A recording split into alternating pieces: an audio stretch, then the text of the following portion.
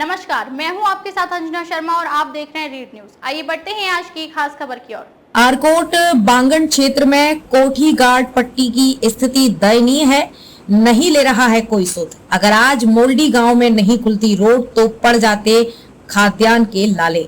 आज 17 दिनों बाद खुली रोड। आरकोट चिवा वालचा मोटर मार्ग 17 दिनों से बंद था। 15 किलोमीटर की पैदल दूरी तय करने के बाद पहुंचते थे आराकोट। कई बार बीमार लोगों को कांडी डाड़ी में पैदल उठाकर लाया गया था आराकोट। आपदा की वजह से दूरसंचार सुविधा से भी वंचित हैं। आज भी फोन करने के लिए 15 किलोमीटर आराकोट आना पड़ता है। प्रशासन ने आज तक भी नहीं कराई आशा वर्कर्स को दवाइयों की किट। रोड बंद होने पर बागवान हो रहे थे परेशान। ना तो सेब की खाली पेटी ले जा पा रहे थे, ना ही सेब का तुड़ान शुरू कर पा रहे थे। आराकोट बंगाड़ क्षेत्र 2019 को आई थी भीषण आपदा, जिसमें सब कुछ तहस नहस हो गया था। उस समय भी आराकोट चिवा वालचा मोटर मार्ग के मोल्डी गांव में ही इसी स्थान पर भारी भूस्खलन होने से रोड पूर्ण रूप से क्षतिग्रस्त हो गई थी। तब से लेकर ये नासूर बन गया है। हर साल यहाँ पर लाखों रुपए खर्च किए जाते हैं, लेकिन इस रोड की ना ही हालत सुधरी, ना ही इसका पीएमजीएसवाई पुरोला ने कोई स्थायी समाधान निकाला है। विभाग की अनदेखी व उदासीनता का खामियाजा भुगत रहे हैं यहाँ के ग्रामीण। आज यहाँ पर कांग्रेस पार्टी के यमुना घाटी के जिला अध्यक्ष इस क्षेत्र के हालात से रूबरू हुए हैं तथा यहाँ के ग्रामीण बागवानों से मिले तथा उनकी समस्याएं व उनके दुख दर्द सुने तथा यहाँ की इस हालत के लिए भाजपा की डबल इंजन की सरकार की गलत नीतियों को ही जिम्मेवार ठहराया।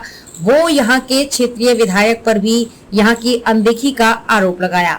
कहा कि यहाँ के विधायक को मेरी नेटवाड़ व पुरोला तक आने समय तो है, लेकिन आराकोट बंगाड़ क्षेत्र में आने का समय नहीं है। यहाँ पर किरानू, दुचानू, माकुड़ी, जागटा, चिवा, गोकुल, झोटाड़ी, बरनाली, दोगोली सहित सभी गांव के ग्रामीण मशीनों के साथ दिन रात रोड खोलने में लगे रहते हैं।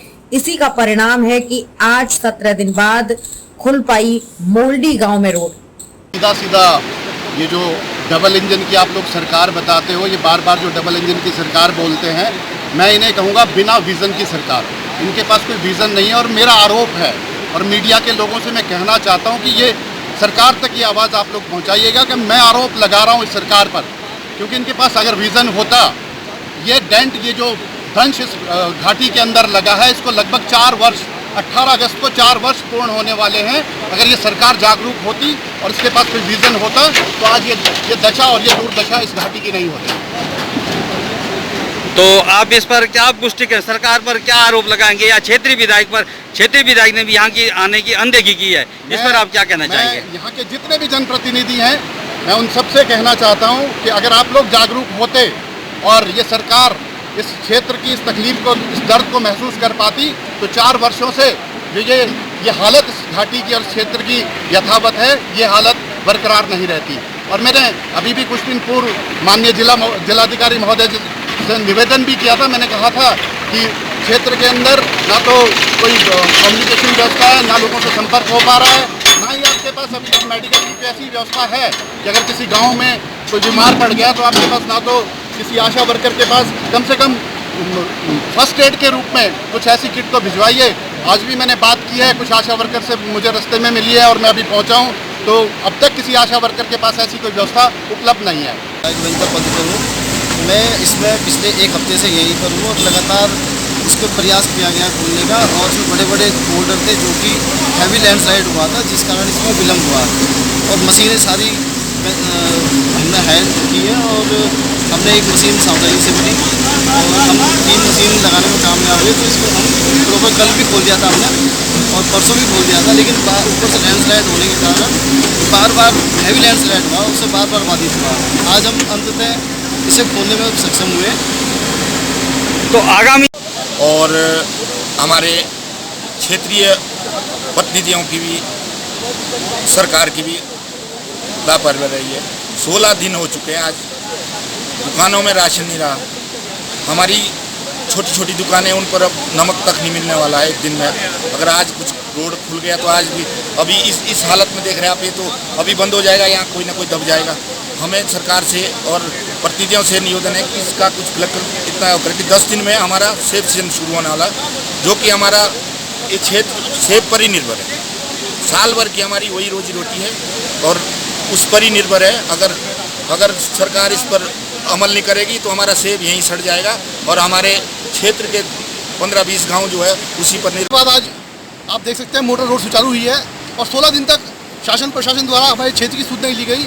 और दुख का विषय यह है कि क्षेत्र जो यहाँ पे अधिकारी और जनप्रतिनिधि साथ में मौजूद थे, उनके द्वारा प्रशासन को गलत खबर दी जा रही थी कि यहाँ पे जो है मोटर रोड सुचारू हो चुकी है, जबकि आपके सामने है आज 17वें दिन 16 दिन कंप्लीट होने के बाद आज मोटर रोड सुचारू हुई है। और ना क्षेत्र में मोबाइल सुविधा सुचारू है, जियो जगह जगह टूटा हुआ है।